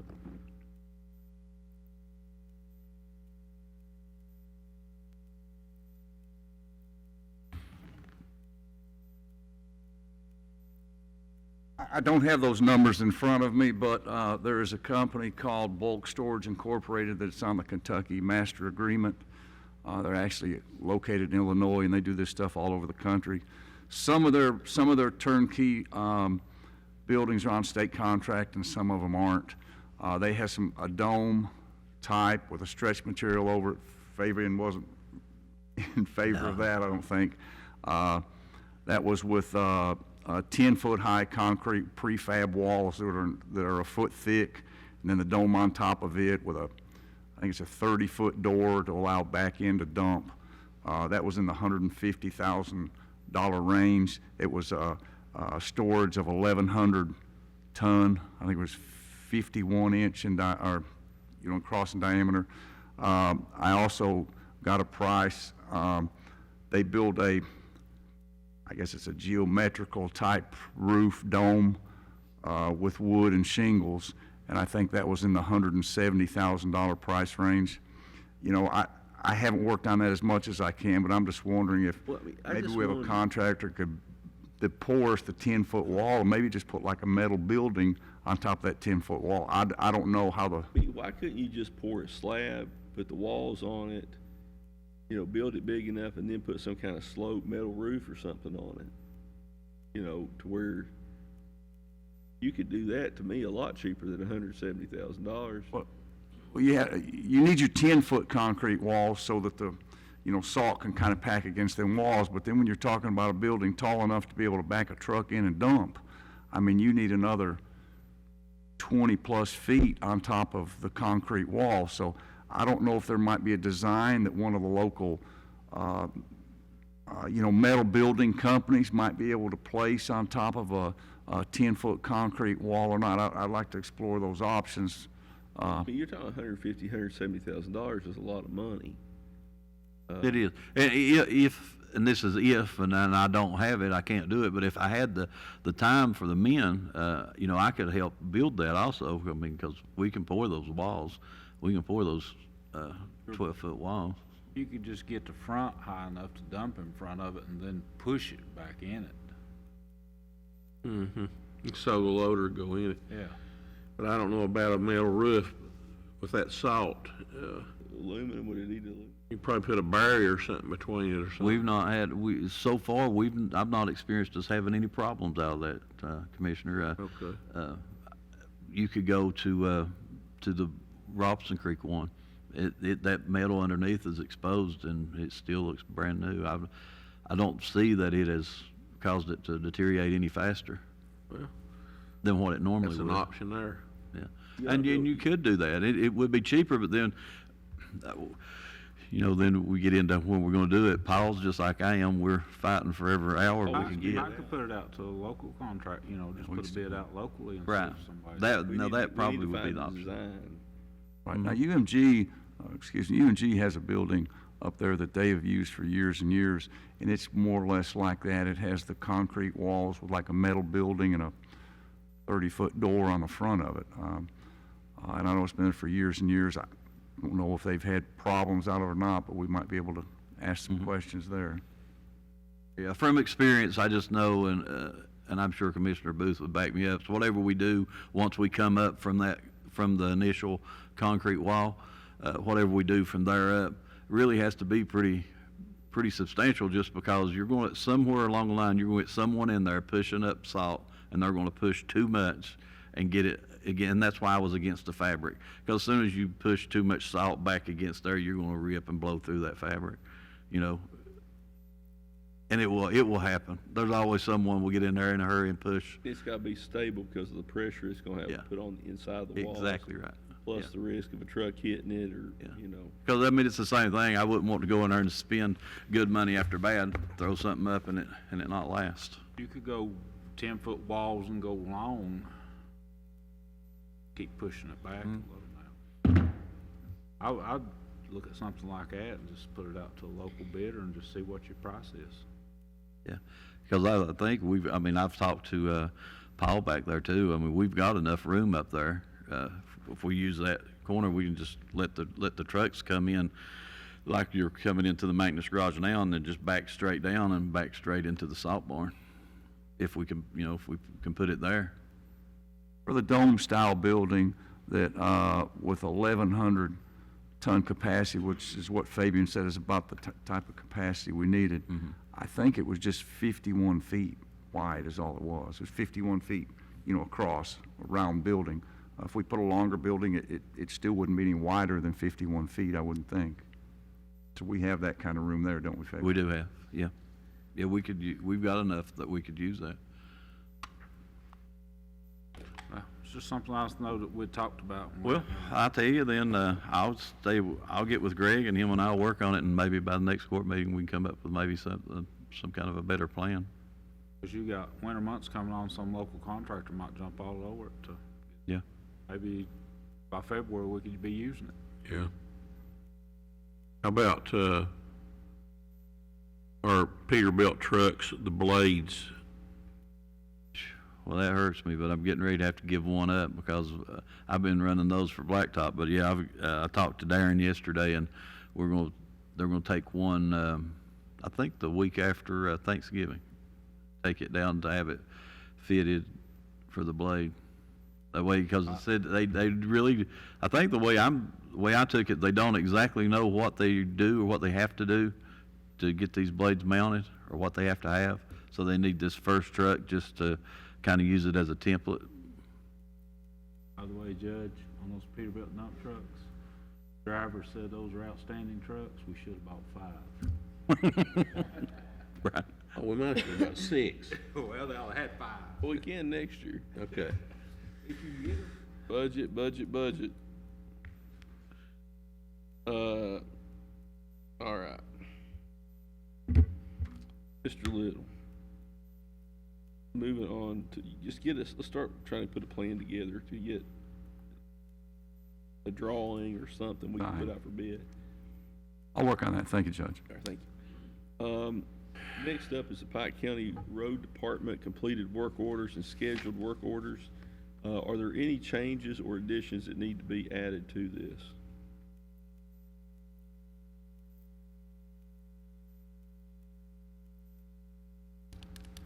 No. All right, is there a motion to approve? Motion. Motion by Commissioner Robertson, is there a second? Second. Second by Commissioner Tackett. Any question or discussion? Seeing none, Madam Clerk, please call the roll. Commissioner Robertson? Yes. Commissioner Tackett? Yes. Commissioner Booth? Yes. Judge Jones? Yes. Treasurer's business, Mr. Stacy. Authorize the following interfund transfer for October 2021 to transfer $1.5 million from the general fund to the road fund. Is there a motion to authorize transfer for $1.5 million from the general fund to the road fund? Motion. Motion by Commissioner Tackett. Is there a second? Second by Commissioner Booth. Any question or discussion? Seeing none, Madam Clerk, please call the roll. Commissioner Robertson? Yes. Commissioner Tackett? Yes. Commissioner Booth? Judge Jones? Yes. Acknowledge receipt of the treasurer's monthly financial statement ending October 31st, 2021. Is there a motion to acknowledge? Motion. Motion by Commissioner Robertson. Is there a second? Second. Second by Commissioner Tackett. Any other question or discussion? Seeing none, Madam Clerk, please call the roll. Commissioner Robertson, Yes. Commissioner Tackett. Yes. Commissioner Booth. Yes. Judge Jones. Yes. Authorize payment of the expenditure approval list dated November 15th, plus any other utility bills received before checks are run. Is there a motion to authorize payment of the expenditure approval list dated November 15th, 2021, plus any other utility bills received before the checks are run? Motion. Motion by Commissioner Booth. Is there a second? Second. Second by Commissioner Robertson. Any other question or discussion? Seeing none, Madam Clerk, please call the roll. Commissioner Robertson, Yes. Commissioner Tackett. Yes. Commissioner Booth. Yes. Judge Jones. Yes. Acknowledge receipt of the sheriff and the clerk's 2550 report for October 2021. Is there a motion to acknowledge receipt of the Sheriff and Clerk's 2550 report for October 2021? Motion. Motion by Commissioner Tackett. Is there a second? Second. Second by Commissioner Booth. Any other question or discussion? Seeing none, Madam Clerk, please call the roll. Commissioner Robertson, Yes. Commissioner Tackett. Yes. Commissioner Booth. Yes. Judge Jones. Yes. Authorize the standing order for checks up to the $200,000 amount to Big Sandy Community Action Program for the CDBG-CV 20C-023 Public Utility Assistance Grant. Now, have we received that money, or do we have to submit it for reimbursement? It'll actually be pass-through money. We'll receive the money first, then we'll pass it on to the CAP office. This is the program where it's capped at $200,000 for public assistance with utility bills for Mountain Water. So if you have a past due account from Mountain Water District due to a layoff or financial hardship, you should contact the Big Sandy Community Action Program about this project. Once that $200,000 has been spent, that will be the end of the program. It will be it will end with the exhaustion of the funds. So, is there a motion to authorize a standing order for checks up to $200,000 to Big Sandy CAP for CDBG CV 20C-023 for Public Utility Assistance Grant? Motion. Motion by Commissioner Robertson. Is there a second? Second. Second by Commissioner Booth. Any other question or discussion? Seeing none, Madam Clerk, please call the roll. Commissioner Robertson, Yes. Commissioner Tackett. Yes. Commissioner Booth. Yes. Judge Jones. Yes. Last thing I have is approval for the judge to execute all related documents related to the contract with the Commonwealth of Kentucky for FEMA DR 4595 Public Assistance Grant. And that's the contract that covers the February 2021 flood that we had this past year. Is there a motion to authorize? Motion. Motion by Commissioner Tackett. Is there a second? Second. We have a second by Commissioner Booth. Any other question or discussion? Seeing none, Madam Clerk, please call the roll. Commissioner Robertson, Yes. Commissioner Tackett. Yes. Commissioner Booth. Yes. Judge Jones. Yes. That's all I had, Judge. Thank you, sir.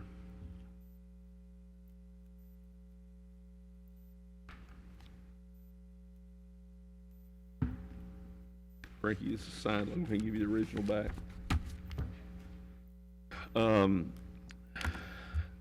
We have need for, all right, Mr. Downey or Mr. Keene, please instruct the public on the relevant provisions of the Kentucky Open Meeting Law as it pertains to the entry into executive session. We'll need a motion under 61.810 subsection F to discuss specific personnel. And do we have any litigation to discuss today, Judge? Briefly. And under section C to discuss pending litigation. Is there a motion to enter into executive session? Motion. A motion by Commissioner Tackett. Is there a second? Second. Second by Commissioner Robertson. Madam Clerk, please call the roll. Commissioner Robertson, Yes. Commissioner Tackett. Yes. Commissioner Booth. Yes. Judge Jones. Yes, we will be in recess for purpose of executive session and will return at the call of the chair. Is there a motion to adjourn from executive session? Motion by Commissioner Robertson. Is there a second? Second by Commissioner Booth. Madam Clerk, please call the roll. Commissioner Robertson, Yes. Commissioner Tackett. Yes. Commissioner Booth. Yes. Judge Jones. Yes. Reggie, brought an ink pen. I've lost my ink pen. It disappeared somewhere in this stack of stuff. All right. After discussion of specific personnel matters, it is my motion to approve accepting of the resignation of Scotty Mouse effective October 1st, 2021, to amend the court order from October 19th to reflect that Caleb Lewis is a temporary hire, to approve the resignation of Tracy Lyons effective 11/3/2021, accept the resignation of Jeff McPeak effective 11/18/21, to approve termination of Eugene Morris effective 11/5/2021, approval to hire Caleb Gibson as a float driver at Solid Waste Lot 1 at a 3/8 rate of pay effective November 12th, 2021, and to approve the termination of Mark Duty effective today. Is there a second? Second. Second by Commissioner Robertson. Any other question or discussion? Seeing none, Madam Clerk, please call the roll. Commissioner Robertson, Yes. Commissioner Tackett. Yes. Commissioner Booth. Yes. Judge Jones. Yes. Briefly, just so the public will know, the fiscal court does have several openings, particularly in the road department, for if you're a CDL driver and you're not wanting to be on the road, you're looking for a job close to home with retirement and health benefits, other benefits, please call my office at 606-432-6247.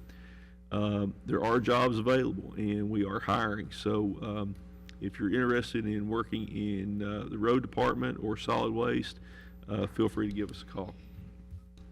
All right. Department supervisors, comments. We'll start anything on this side of the room. Mr. Fannin, Ms. Skaggs, anything from Trail Office? Ms. Goff, Ms. Thacker, Mr. Jackson, Mr. Hensley, anything? All right, Mr. Tackett, Mr. Spears, anything from solid waste with Chuck or Stephanie? I'll let you come up and do that in just a second. Come on up. I know you love doing this. Come on up, Steve. Mr. Williamson, anything, sir? Public Works? Paul, anything from Public Works? Mr. Kaiser?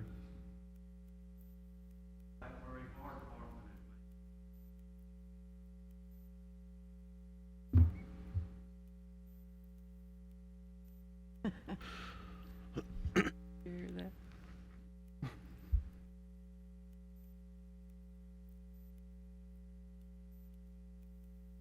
Blackberry Fire Department judge has made the initial cut for the grant for them to move the fire department up on the hill. And that's for hazard mitigation grant? Yep. Right. And once we get some information in, they'll do the BCA. If it passes that, then we'll put the grant in and then get them moved, get them took care of. Any word on the hazard mitigation grant for the cemetery on Left Fork Island Creek? God, let's see. It's past the BCA. Eric, can it pass the BCA? I'm pretty sure it's past the BCA, and we're doing getting them the information they need on the grant, on the actual application, I believe. Have we talked to the family members of the deceased or?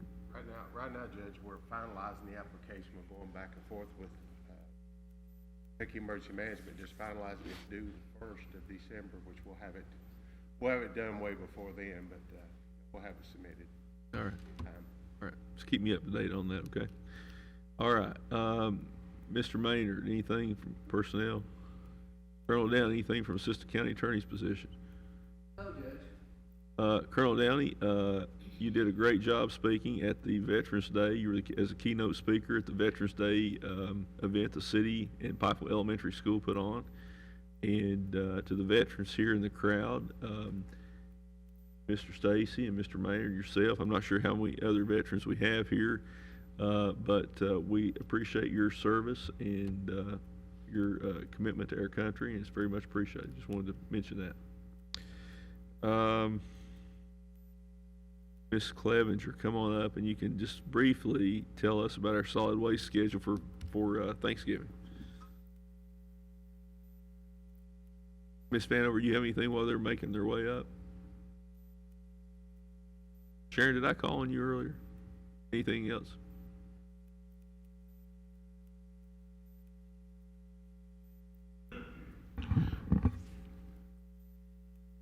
Yes, ma'am.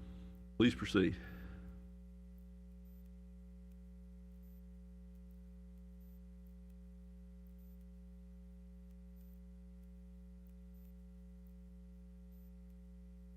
All right, so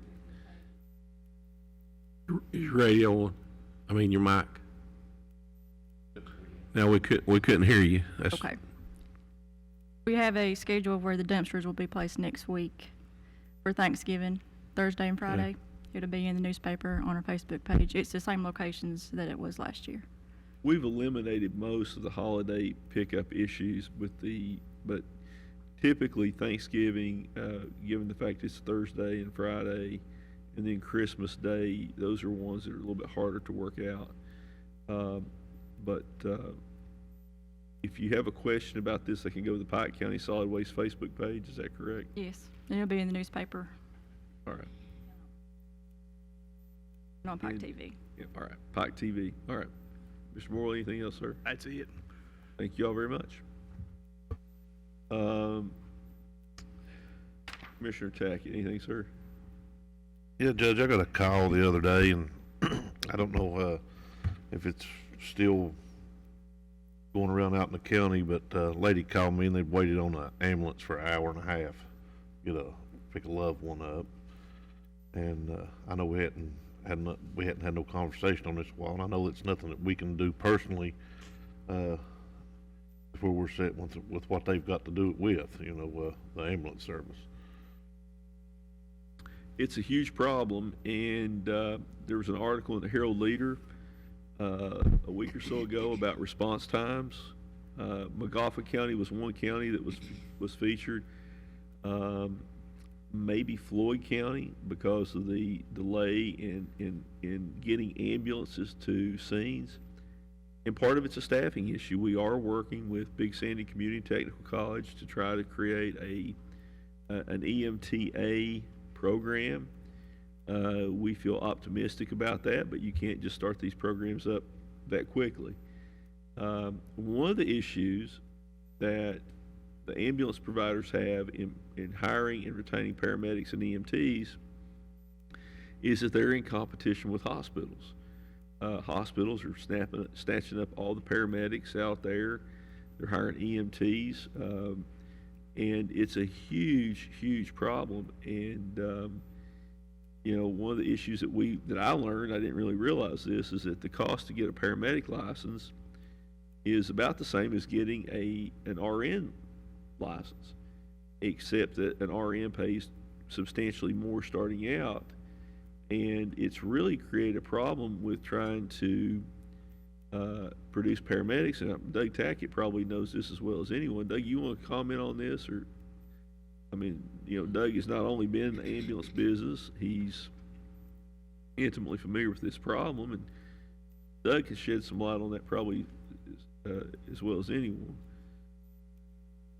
Well, just like you said, there's competition between getting people into paramedic classes and nursing programs, and because of the pay difference, they're going to nursing programs more so than they are the paramedic programs. I think one of the other issues with paramedic programs is used to, like the fiscal court could host a class, or Right. Heifel Medical Center, as long as the curriculum and the instructor were qualified. Right.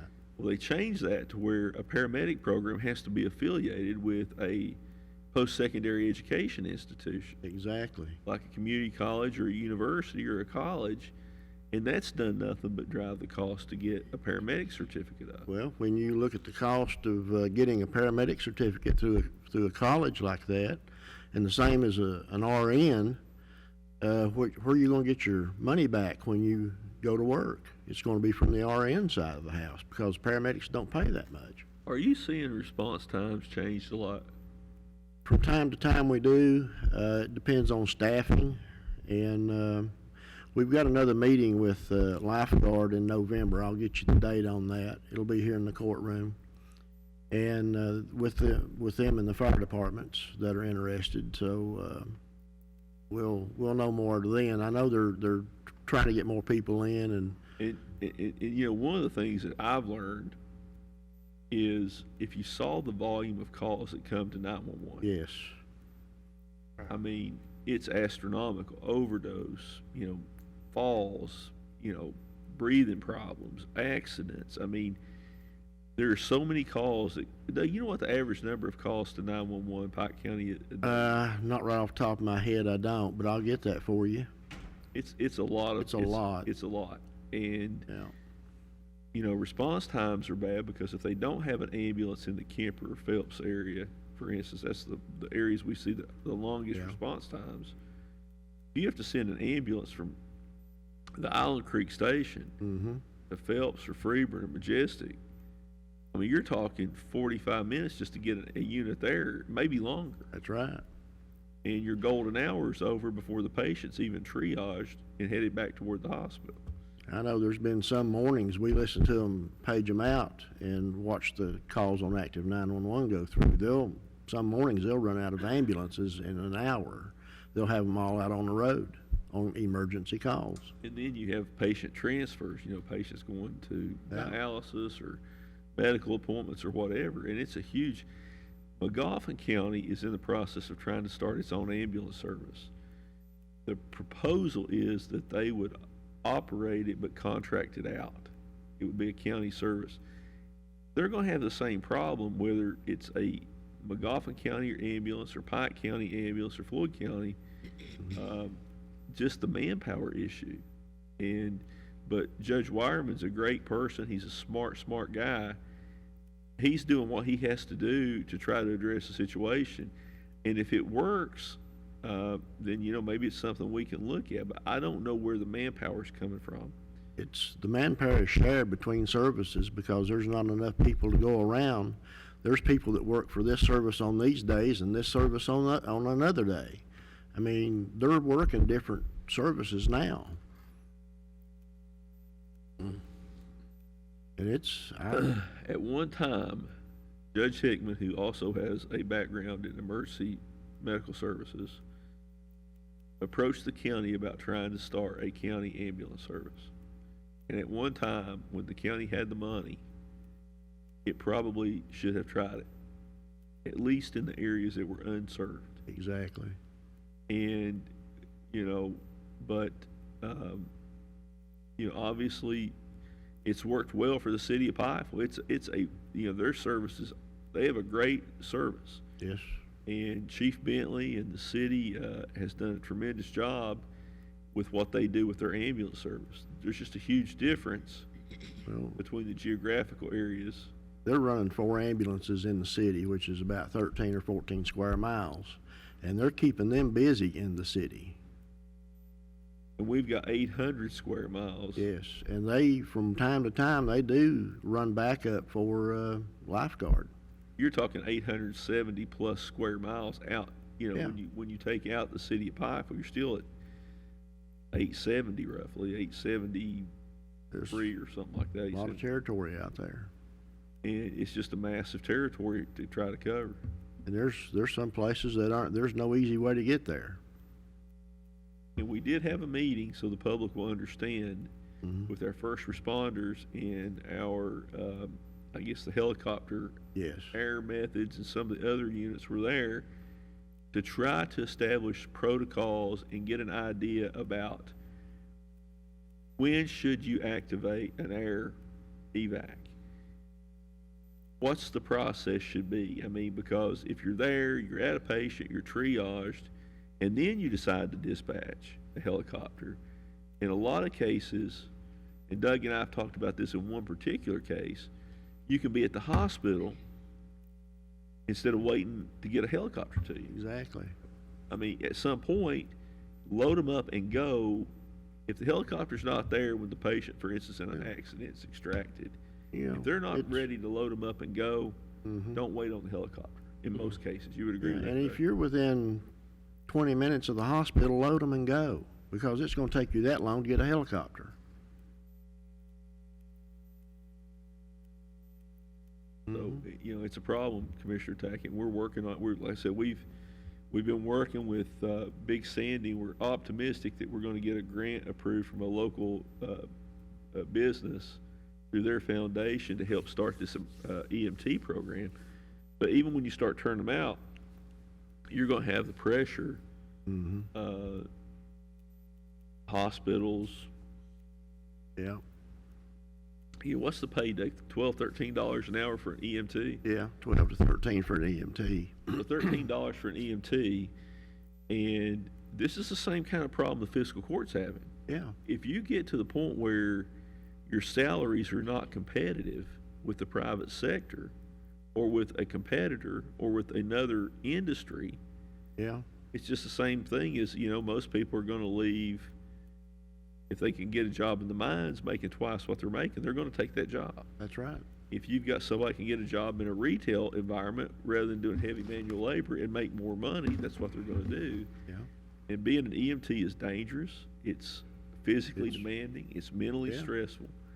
And if you take somebody like that, they can go to work at one of your retail stores and make more money with better work conditions and regular hours. And we're seeing that across the country. yeah. There's just a shortage of people. In every aspect anymore, everybody's hiring or trying to hire. Kentucky State Police is down to around 700 sworn troopers. They're authorized 1,050. Yes.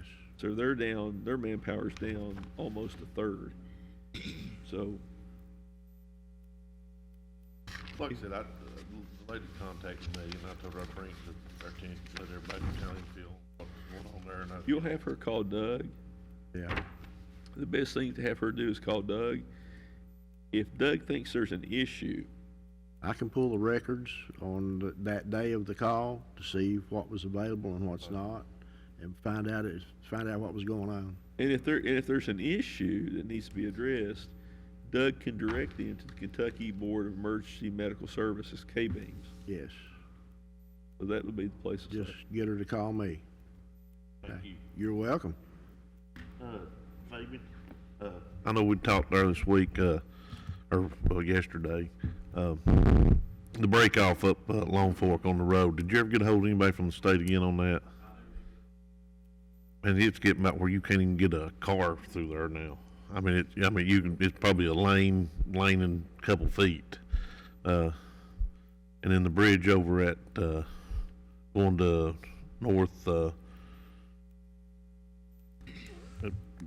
Mouthcart, North River Road. We need to get Gary up there and check that out, cause we did find out that is in the county system. Cause it showed on the map, or showed in the computer that it was a state bridge, but it's actually a county bridge. Right, the state inspector.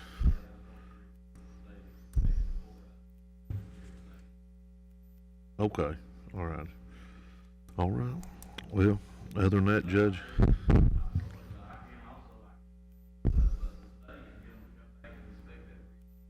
Okay. It might make her feel, you know what I'm saying? Okay. What about, Penny Street, just waiting to get the crew back to pull them together? Okay. Right. Sounds good. That's, Judge, all I got. Everybody just, I guess we won't be back there. Everybody have a good Thanksgiving. Commissioner Robertson. Just want to wish everybody a happy Thanksgiving. Enjoy your time off, which is very little. And keep Eric McPeak family in your prayers. His mother's real sick. And Eric does a lot for us on this trail system. Just keep him in your thoughts and your prayers. That's all I got, Judge. Thank you, sir. Commissioner Booth. Judge, I'd just like to congratulate the Belfry Middle School on their state championship win Saturday. The coaches and Coach Jonathan Boger, they do an outstanding job over. I want to congratulate them.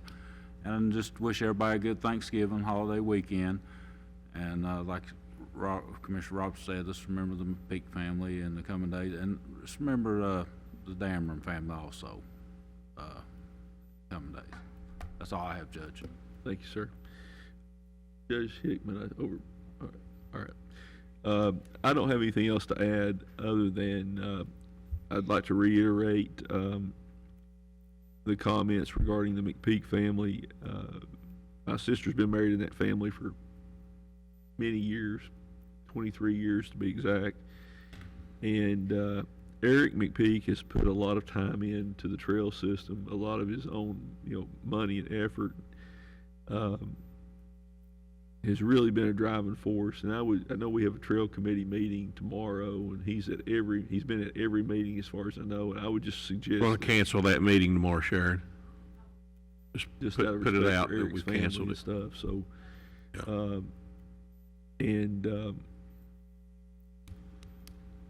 Again, Judge Dameron's family on the passing of Donnelly. Donnelly's a good friend, and I didn't know he was sick till I learned of his passing today.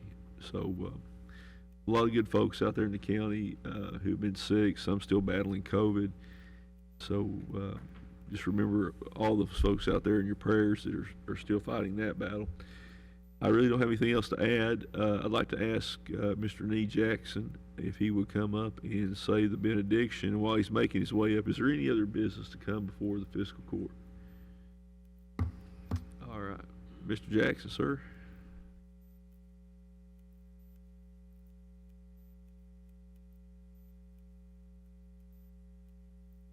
Shall we bow for prayer, please? Our dear Heavenly Father, Lord, we come to you now, Lord, just thanking you so much, Lord, for another day of life that you've given us. Lord, we thank you so much for this court and that they're doing good for this community, dear Lord, this county. And Lord, we just ask that you continue to bless our employees and all of our people in the county, dear Lord. Lord, we pray that you be with the Dameron family, the McPeak family, dear Lord. Lord, we just ask that you give them a comfort as only you can. Lord, we ask that you just continue to bless our nation, dear Lord, and Lord, that our leaders would seek your face before they make decisions that affect each and every one of us. Lord, I just ask that you watch over us, you lead us, you guide us, and you direct us, and give us returns safely. In your precious and holy name, and amen. Amen. Amen. Is there a motion to adjourn? Motion. Motion by Commissioner Robertson. Is there a second? Second. Second by Commissioner Booth. Madam Clerk, please call the roll. Commissioner Robertson? Yes. Commissioner Pike? Yes. Commissioner Booth? Yes. Judge Jones? Yes, we are adjourned.